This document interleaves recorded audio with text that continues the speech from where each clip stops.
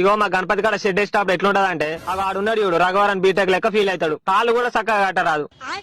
ఆ ఈతల పోసిగాడు పెద్ద ఇంజనీర్ లెక్క ఫీల్ అవుతాడు. గుంజ పట్టుకోరా అంటే జేబులో చేతులు పెట్టి పిసుకుంటాడు. ఊరికే గోకుడు పెడతానని. ఏంద్రా చూస్తాను దెంగుతా బొంగు పట్టి.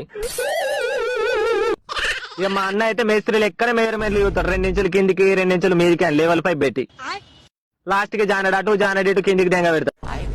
ఇక సామాన్ దేరా అంటే గుడ్లు గుంజుతానే అంటాడు. ఏం చేసినా కుక్కిడి పాన్ చేసినట్టే.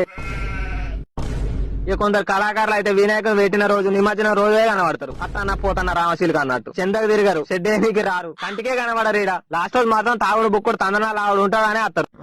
ఇక నేనైతే ఏతులు దెంగడే ఉంటది. పని చేసేది లేదు ఏం లేదు. నన్నాడు కానీ అరే కొద్దిగా పొక్కలు తవ్వురా ప్లీజ్ రా. అన్న నాకు గొర్రెల మట్టి ఇరికింది అన్న తీయనీకి అత్తలేదు అని దీవని చోటు కానీ నేను తవ్వుతా గానీ మట్టి మీరు రీరా.